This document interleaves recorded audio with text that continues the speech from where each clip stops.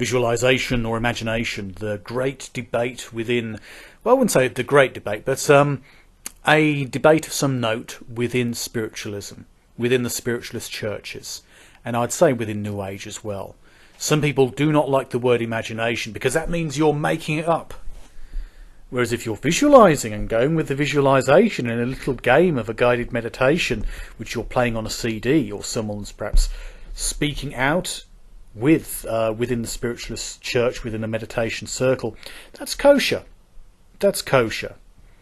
But imagination, oh, big no-no. Visualization, yes. Visualization, good. Imagination, not so good. Is there really a difference?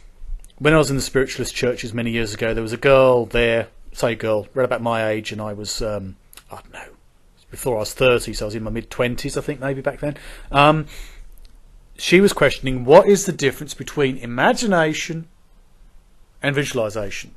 And the best answer the person who ran the group could give was, visualization is allowing a thing to happen, imagination is creating a thing. So you're visualizing something, at least at first. So you're imagining, you are creating something, you're creating room for something. And then something just happens. Well, not so much. Part of your mind allows it to happen. You want it to happen. You want to see what there is, depending on the type of meditation you're interested in. If you're interested in, for example, the Atlanteans, and it's an Atlantis guided meditation, which for some reason was happening in a Christian spiritualist church, even though it's a New Age concept, but there is a big overlap there between Christian spiritualists and New Age spirituality, New Age spiritualism.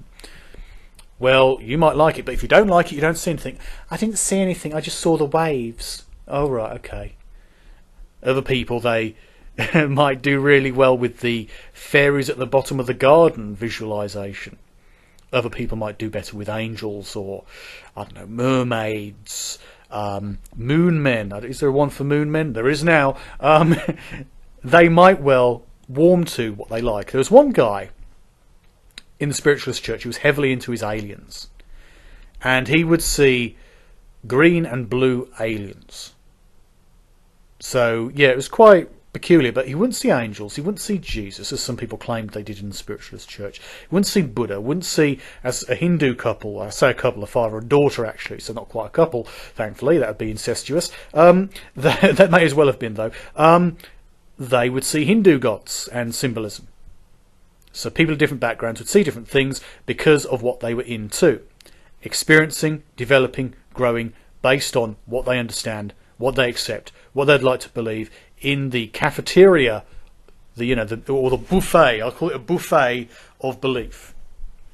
Some people might go to the buffet and they might like Chinese food, and some people prefer Indian food, and other people prefer a little bit of Thai food, while some people would prefer the Italian and Greek food, and other people might prefer the Spanish. So it's all a big buffet, and there's a lot of different food, or it's a big all-you-can-eat buffet, and some people do not like the egg fried rice. Or some people don't like the taram salata. Some people are into certain types of food, other people are not into other types of food, and that's the way a lot of this belief is. And with spirituality, whether it's Christian spiritualism or New Age, an awful lot of people pick what they like, stick to it, and they create a belief around it. Although generally affiliated, they are not all uniform, and that's the key thing. So within the Christian spiritualist church, of which I was once a member, I think I've still got some of my membership cards somewhere. I may have destroyed them, actually. There was a considerable amount of diversity.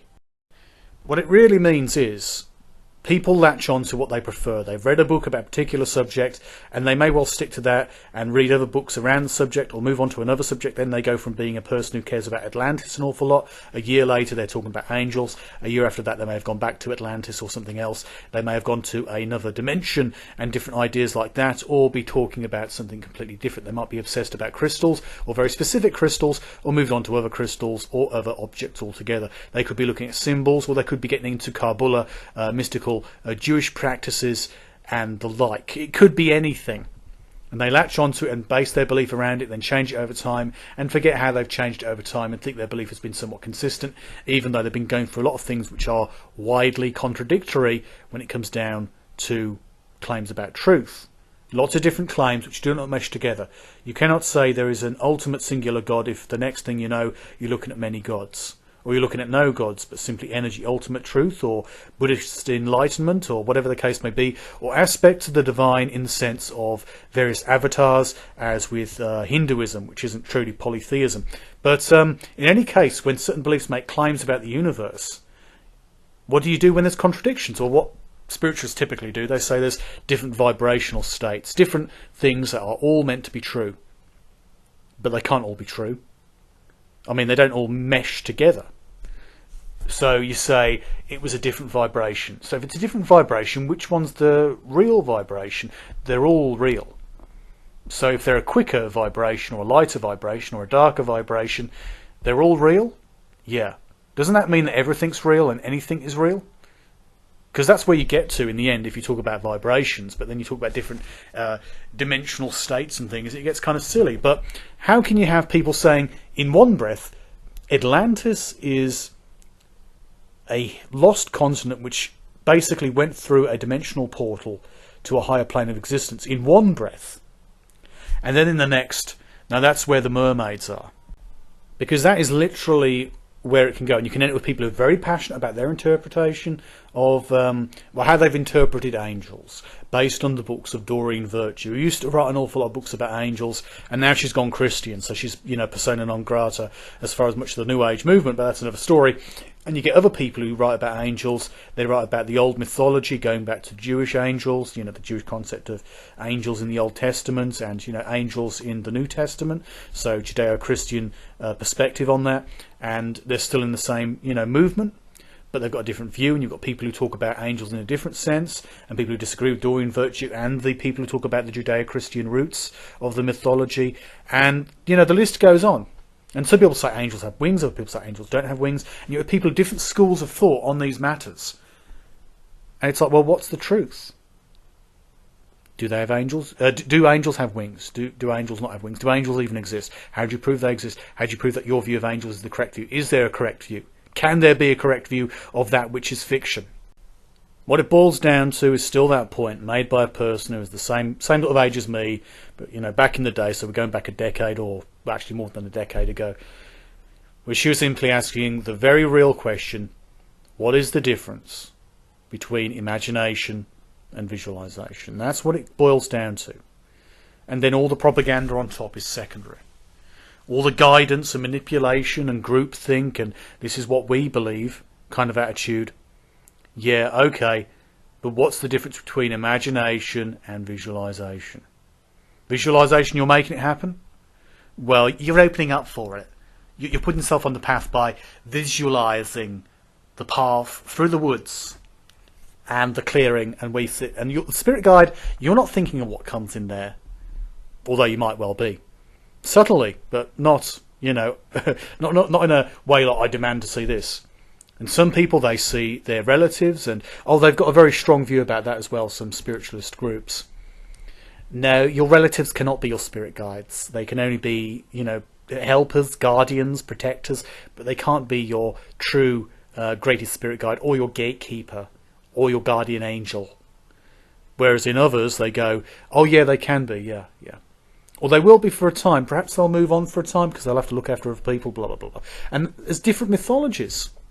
Different modern mythologies.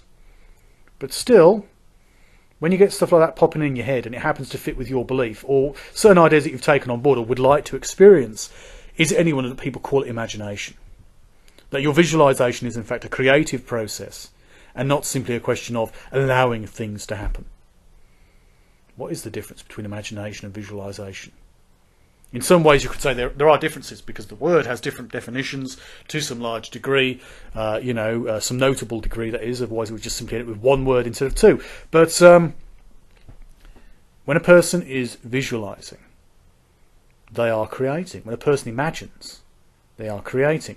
Although imagination can in fact be the non-voluntary thing that you're not controlling. You're not in control of your imagination. So it's imagination then.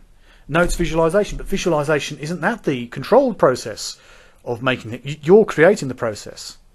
So it's a bit mad, really. The language, I'll move on from that, but the language is a little bit peculiar and claims made about it. No, it's not imagination, and visualization isn't the perfect word. Allow yourself to perceive your spirit guides near you. See before you. A lot of people try this now. They try and avoid using the word visualization, like they avoided using the word imagination, to try and avoid the discussion about what is the difference, or is there a difference, or even what you're doing now, in the guided meditation. Is that in any way simply you doing what you do? Is that you creating, or is that something else from the outside? If it's something from the outside, why do I need to kind of create it, and why does the tape need to play, or the CD need to play, or the audio file on on their device? Why is that required? If it's a question of getting people into the right state of mind in order to have some kind of experience, that sounds good and everything, but is that anything really valid? And an awful lot of spiritualism, whether it's Christian spiritualism or New Age or whatever the case, when it comes down to such meditations, it is down to you creating those things. You create the men from Mars in your head. They're not real. You create the people who've got, things on the moon. You create the aliens and the angels, the fairies and the pixies. You create the Atlanteans and the mermaids and, whatever else. You create all that stuff with your wild imagination. And maybe the worst thing is that there are intelligent people who actually believe in it. Oh, they might be hesitant to, go full retard, go fully into it and express some harsh views, but they think that they are informed persons. They call themselves, oh, I'm a shaman, I'm a medium, I'm this, I'm that. You've got a degree, you're a former doctor, you're a former nurse, and you're healers now, okay.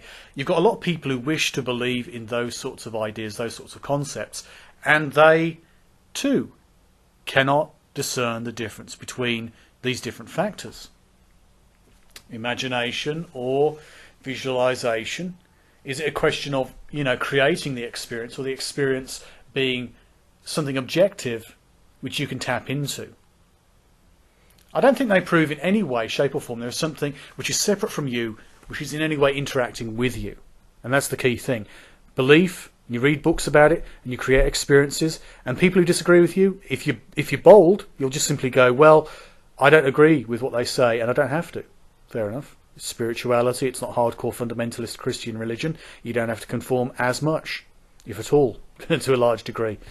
And yeah, you can understand why they do that. Whereas weaker people would simply accept what other people say, and they would fall into a particular group and become like cult members, I suppose, just following the groupthink. I'll say a bit like people chasing the dragon, if you understand the reference, not the reference to opium.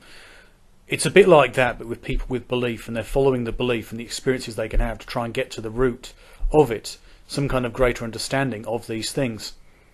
And they act like it's revelation, like something wild from the outside, some interaction from God or some kind of higher power.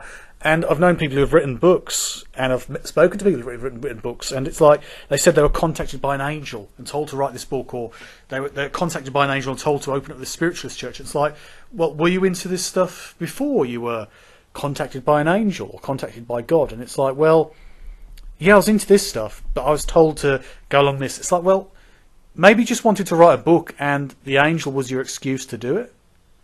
And that's what it comes down to. You want to do things, you want to experience things, you want to believe things, and you make things happen or make things seem very real, and they become true because you make them true, and you go through this psychological game of making things true or seem to be true within you, and sometimes that's beneficial and it makes you go out there and do things you want to do to better yourself in some ways, but in other ways it's simply playing with absolute fantasy.